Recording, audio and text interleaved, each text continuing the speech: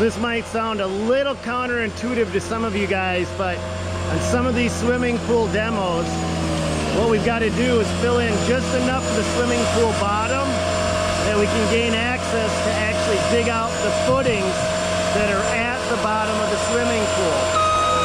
So for him to get down there, he's got to build a ramp to get to the bottom. Once he's in the bottom, then he can put the forks or the beak on. He can grab the concrete footers that are at the bottom and pull them out.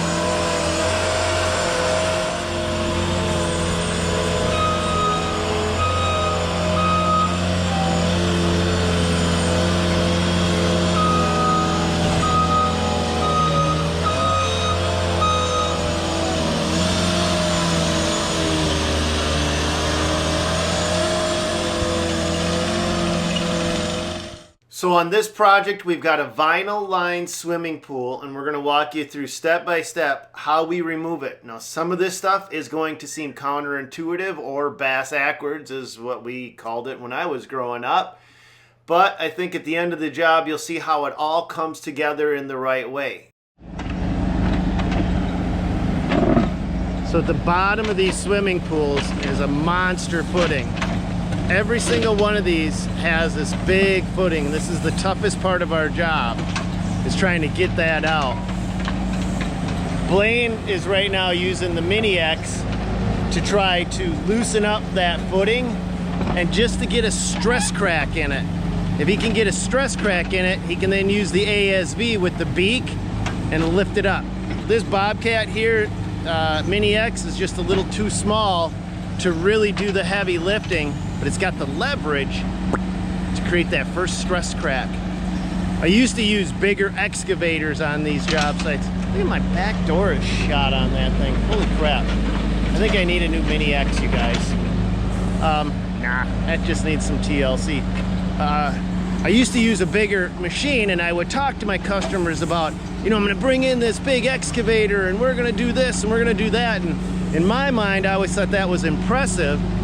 But then one time I actually seen the look of fear in my customers' eyes when I'm talking about, well, I'm gonna bring in a 36,000 pound excavator and I'm gonna just yank these footings out, and you know, we gotta dodge the power lines and dodge these trees. And I could just see the fear in their eyes, and then it was like a light bulb went off. It was like, aha, wait a minute, that's not a good thing. I think it's cool because I'm me, but to the average person, it's just intimidating and overwhelming. So then I kind of flipped gears and started to talk about how small of equipment we could bring in, but yet still do the job, how unobtrusive we could be on their project and still get things done, how fast we'll get in and out, and how beautiful it will look when we're done. Not like, oh, look at my big equipment. There we go. He's got his first stress crack. That's what we need. That's what we need. Sorry guys, I get excited about the little things. Like, woo, look at it, we got a little bit of concrete popping up. That's what we want right there. Now if he can continue that, if he can actually rupture that all the way through, then we'll beak it out. Freaking love that beak, you guys.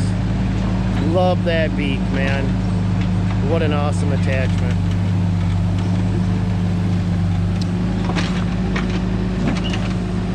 So the fence comes out. Todd's gonna unroll. Todd, you might as well take the whole fence down. You can use the beak. I think it comes down, doesn't it? Doesn't it? Yeah, so I want to take some of it down because we don't want deer to fall in here. We don't want turkeys. This should be done by today. Okay. This pool should be out, and he should be able to bowl this hole so there's no trip hazards before the day is done. Even if we're not able to import any soil today, he could still use the existing topography to bowl it. So you can, I'd say, if I was running the show, I'd say take the fence down. I'll have this bowled before the day is done. See that little teeny tiny bucket? When you use a machine for leverage, you don't need a big bucket. That's just a trenching bucket.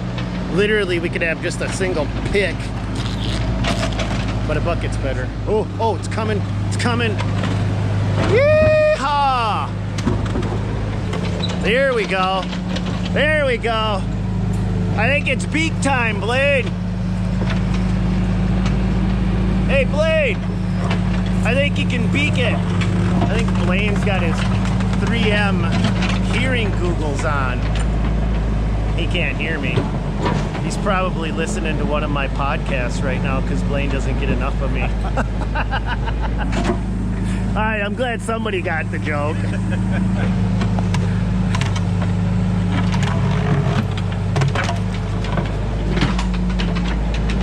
God, this is just so fun. Dude, you know how long it's been since I've been able to come out and just enjoy a job site? Cheers. I know, it sucks. This is the funnest part of this job, you guys. This. Like, just doing the job is literally the funnest part. I don't know why he's not beaking it. I'd be beaking it. Hey, Blade!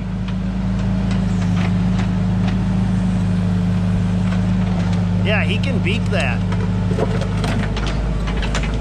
Hey! Why don't you beak it? You think you can beak it? Now probably can. Yeah. I've got this up. That should be all you need. Once you got that stress crack, good to go, brother. I'm guessing you were listening to one of my podcasts, right? Every day. You didn't even know I had a podcast, you liar.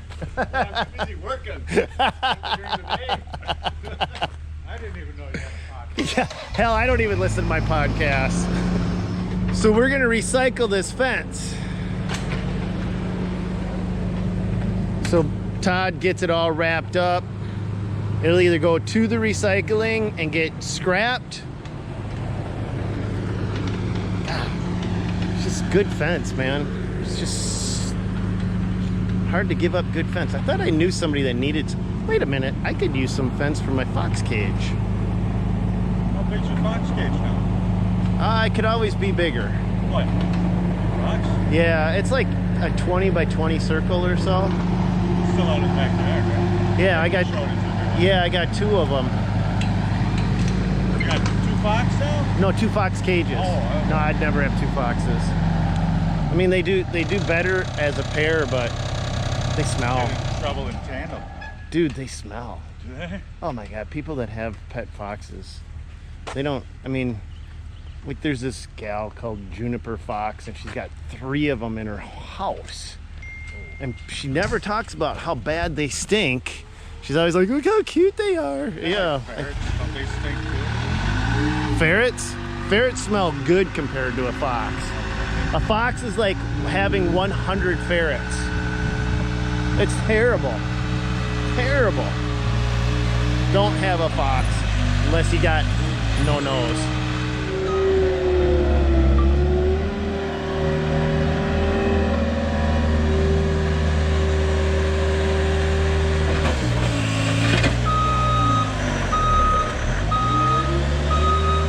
You know, that beak looks goofy, but it's probably been the best demolition tool that we've used for this kind of work, for removing concrete.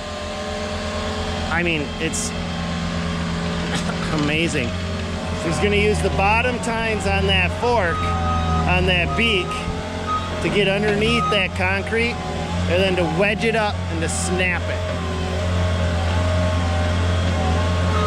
That move right there, that wiggle move, he's actually pushing soil in front of him. He's using the beak to push some soil in front of him just to lessen the angle that he's at, because he's at a really aggressive angle. And that aggressive angle that the machine is sitting at actually makes it more difficult to pop the concrete out underneath it. Right now he's had a lot of leverage on that. That whole bottom is concrete. You can see the entire bottom of that swimming pool moving right now. That's one solid chunk. So he's gonna go over. Oh, this is fun, dude. All right, right there, my Terex would have been stuck. I would have never got it out, never. My PT50, I know because I've had it happen.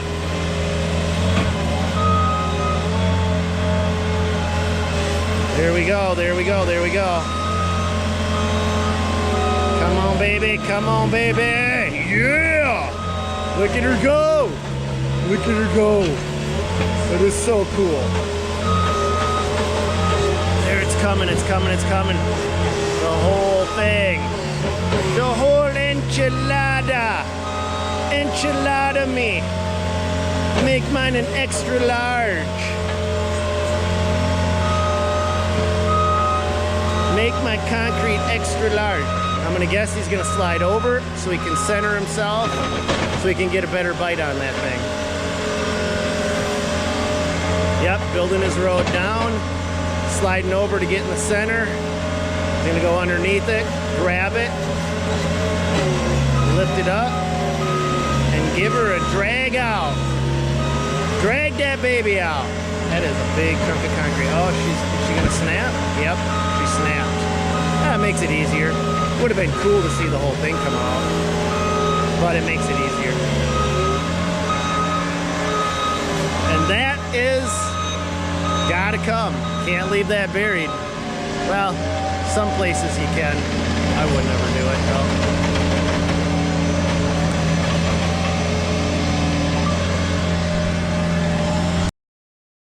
Blaine's got a lot of fishing to do at the very bottom of the swimming pool because that's where they pour the biggest chunk of concrete. Once he gets that out, then he can start importing fill soil. Now we use compression compaction, and you'll see that in this clip. As we're starting to place soil, you'll see us running over it with both the ASV and the mini excavator. And a lot of guys will say, well, that's not doing anything good. Well, actually, it's the opposite. You see, this is considered green space, and we're aiming for about 95% standard Proctor density, meaning we don't want to over compact this area because this is a mistake that we've made in the past. If we over compact this area, the customer's never going to be able to grow grass. It just gets like concrete, and then they end up fighting it. Then they have to till it and try to loosen up that soil and aerate it. But what we've learned, if we use just the right amount of compression compaction, we can get it so that it doesn't settle, but it still allows grass to grow. Now, the flip side of that coin is if we were going to be putting a foundation on this, or if we're going to be putting a hard structure like a patio or a gazebo where we can't have any settlement whatsoever, any differential movement in that soil, well, then we're going to use vibratory compaction, and we're going to do it in a completely different manner. So before we even start a project, we make sure that we know what the long-term vision of the customer is for that space. Today, we're building a backyard. We don't want to over-compact it, and this is how we do it. He's got the Mini X down there rocking and rolling back and forth. Right now, he's just feeling around as well, and Blaine is doing the exact same thing. And you'll see us wash, rinse, and repeat this process over and over again.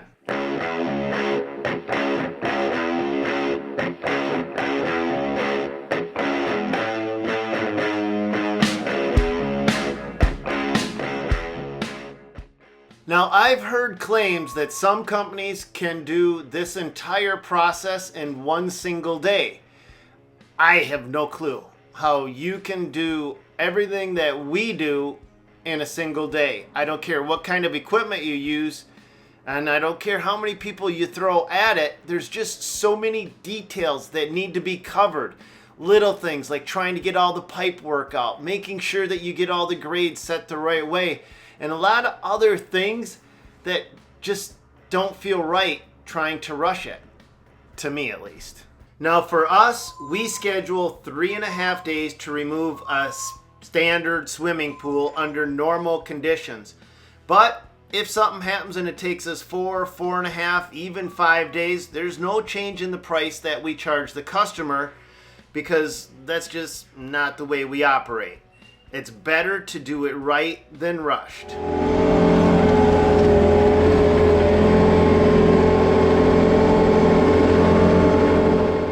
So everything on our job sites comes out and everything actually gets recycled. This concrete is actually being sorted so that it can go to a recycling plant where it gets ground up and then reused as road base. So this is the stuff that will go beneath the roads in, well, as little as 2 to 3 weeks. It could be getting reused.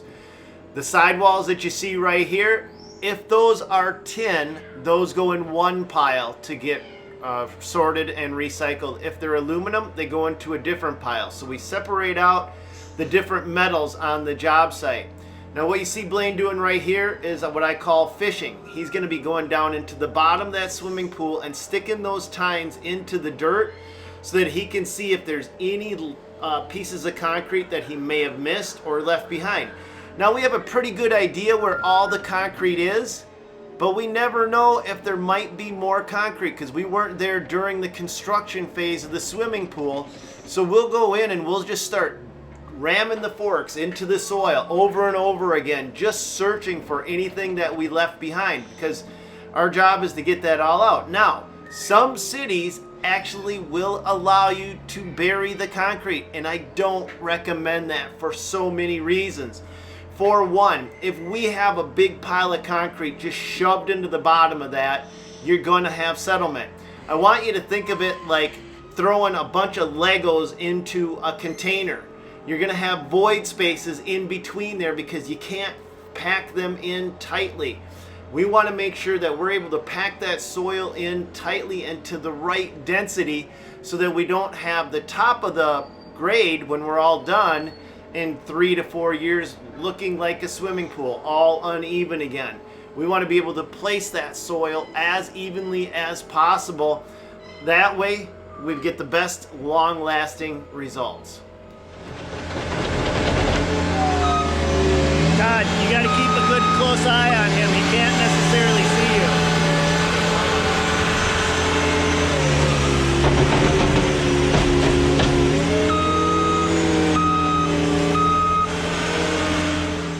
So Todd is what we call the picker on the job site. His job is to help the machine operator make sure that no debris gets buried or left behind.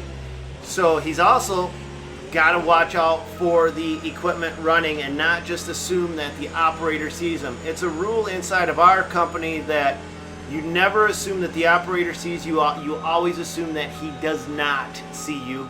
And I want to make sure, I don't know, I just try to keep these guys safe.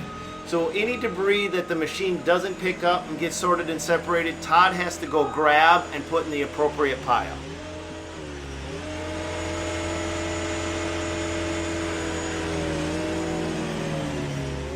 Now Blaine is going to go fishing again for buried footings behind the sidewalls. Now the concrete that's buried behind the sidewalls is not these massive giant pieces, but it's still there, and in the way we bid it, it still needs to come out. We don't want to leave anything left behind, so he's going to start fishing, and if he finds something, then he's going to put it in the appropriate pile. But this is part of the process that takes us longer to do than just pushing in a swimming pool, filling it over, and walking away from it.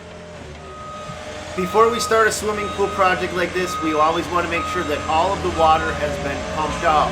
We can't get proper compaction if it hasn't. And trust me, that water stinks. He's going to try to break this piece down. It's got that weird footing underneath it.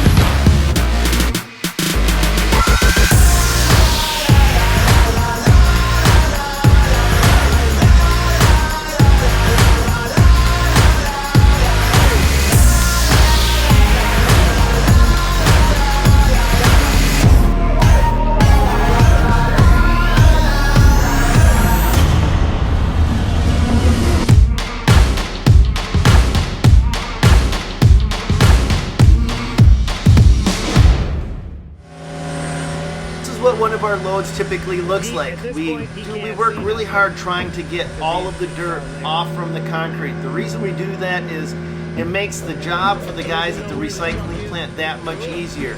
If we can bring in nice clean loads of concrete when they go to grind it up, they're getting a better end product for themselves. Not bad. And room for more. So what Blaine is doing is he puts, you've seen him dumping a lot of stuff down here. Todd has to go down there and grab all the little pieces, bring them up, make sure they're clean of dirt, and then he's putting all the metal, aluminum. So you want to tell us your cycling or your sorting system here, Todd? 10. That's actually aluminum, but Aluminum. yeah. Yep. 10. Aluminum. Waste. Waste. Perfect. Because they don't get mixed together.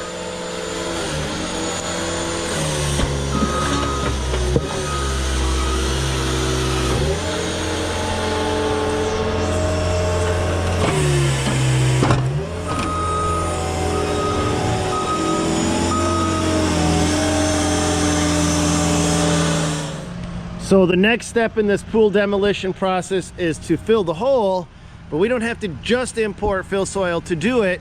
When they originally dug the pool, you can see that they actually took the spoils from the inside of the pool and placed it around the perimeter of the pool. So Blaine's gonna be doing double duty. Well, he put the bucket on right now. He's gonna be grabbing the material, loading up the dump truck, hauling that out, and then grabbing soil, bringing it in, placing it, and then in between loads, he's gonna start to grab the perimeter of the swimming pool and start pushing it back in to replicate the natural contours that existed before the swimming pool went into place. So let's just do it. So another thing that we do specifically is how we actually place the soil. We don't just bring in a big bucket of dirt, dump it down, and then just kind of fill it up in these giant 12-inch lifts or something like that. A 12-inch lift isn't even giant, you guys, but we literally put the dirt in just 1 to 2-inch lifts and then grade it out and let the weight of the machine use compression compaction on it. We don't want to over compact, but we also don't want to under compact. There's this fine balancing point where if you over compact, your grass won't grow. If you under compact, everything's gonna sink and settle on you. So we wanna get it to the point where grass will grow, but the soil itself isn't noticeable if there's there shouldn't be any noticeable settlement in 2 to 3 years. It should just look the same way that we left it. That's what I was trying to say. All right, you guys, you've heard me say it before. It's about cooperation, not competition. In one of the time lapses, you seen an excavator working in the background. Well, these guys are digging a basement right next door. And so we got together and we're using their fill soil to fill in our swimming pool. And this is how far we've got to travel to do it. Let's find out from Blaine how this is going. So Blaine, what's the story? Hey, Mr. Hearing Protection, what's the story?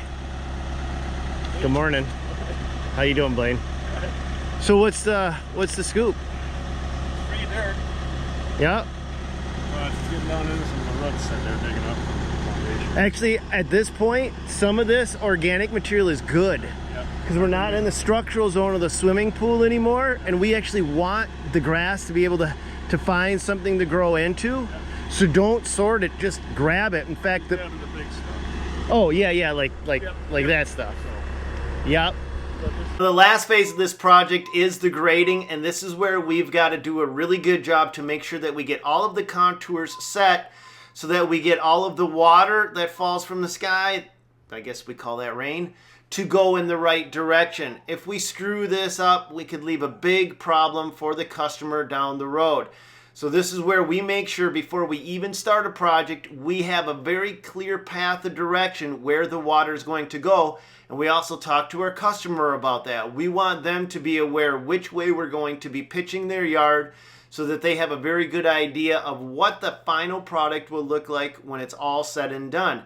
After we get the subgrade set, that's the brown soil, We'll then import 1 load of pulverized screened black dirt. We're not always fortunate to be able to find soil that has organic material already in it to put into the top 1 to 2 feet like we did on this very specific project. And so typically we'll use structural fill soil almost up to the top except for the top 4 inches. And that's when we bring in the pulverized screened black dirt.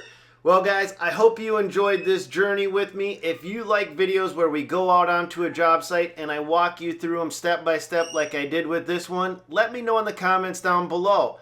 I don't know what you guys really prefer to see, and if this is something you'd like to see more of, well, it's actually pretty easy to do because we always have 2 to 3 job sites running, and so I'll just go out and start filming those.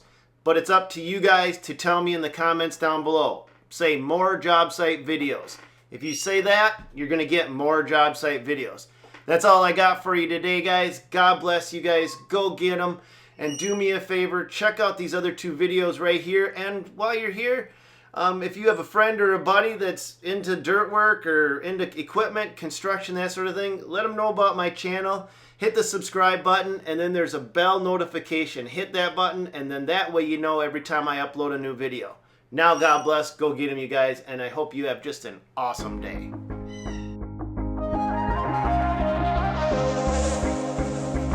Lost track of the forest through the trees, forgot what I was chasing. Spent so many nights living out at sea that my heart is gone vacant.